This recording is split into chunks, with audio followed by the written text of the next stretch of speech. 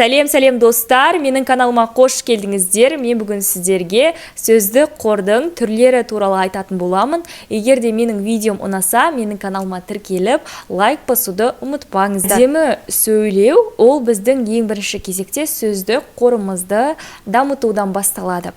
Мысалға, сіздің дикцияңыз өте жақсы, өзіңізге өте сенімдісіз, бірақ сізді басқалар тыңдағысы келмейді. Не үшін?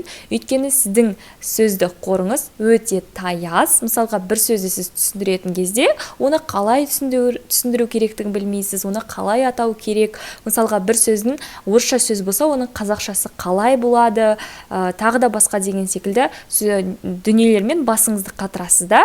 Яғни сіз нақты сөйлеуге келген кезде, сіздің сөздік қорыңыз жетпей, мүдіріп қаласыз, немесе ұмытып қаласыз сөйлемдерді.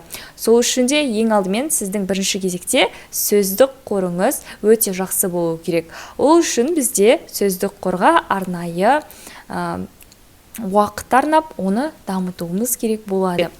Сөздік қорды дамыту бұл біздің өзіміздің ойларымызды еркін жеткізуге, еркін талдаулар жасауға, еркін қорытынды жасауға, еркін басқалармен әңгімелесуге көмектеседі.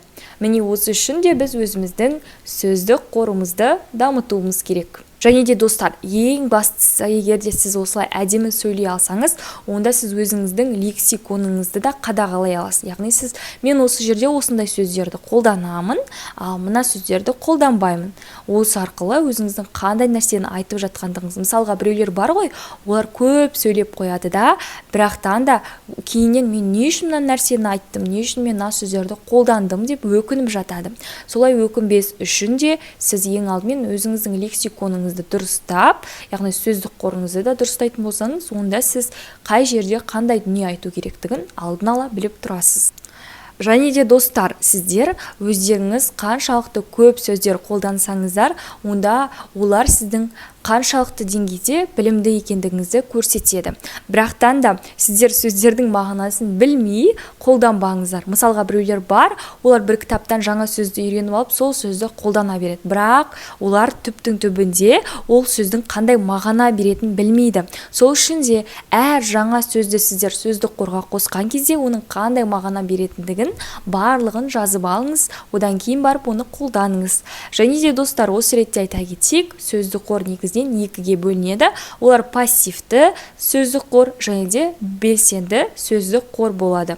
Белсенді сөздік қор дегеніміз, олар біздің күнделікті өмірде қолданылатын сөздік қорымыз. Олар біздің ауызшада да, жазбашада да қолдана береді. Және де оның ең басты ерекшелігі, біз ол сөздерді мысалға айту үшін ешқандай да күш қолданбаймыз. Пассивті сөздік қорға бұл бізде көп жерлерде кездесетін, бірақтан да күнделікті өмірде өте сирек қолданылатын сөздер жатады екен. Яғни біз ондай сөздерді көп жерлерде кездестіруіміз мүмкін, бірақтан да өзіміз күнделікті өмірде сирек қолданамыз. Және сол себепті де кейбір кезде бұл пассивті сөздерді біздің есімізге түсіру өте қиын болып жатады. Мысалға, бір іс-шараларға барған кезде түрлі сөздерді кездестіреміз ғой, бірақтан да біз олардың қандай мағына беретін барлығын білеміз, бірақ күнделікті өмірде оны сирек қолданамыз. Міне осы сөздер бізде пассивтік сөздік қорға жатады. Келесі кезекте бізде бұл сыртқы сөздік қор. Сыртқы сөздік қорға бұл неологизмдер, терминдер, түрлі ғылым салаларында қолданылатын сөздер жатады екен. Міне достар, бүгін біз сіздермен сөздік қордың түрлерімен таныстық. Егер де видео ұнаса, менің каналыма тіркеліп, лайк басуды ұмытпаңыздар.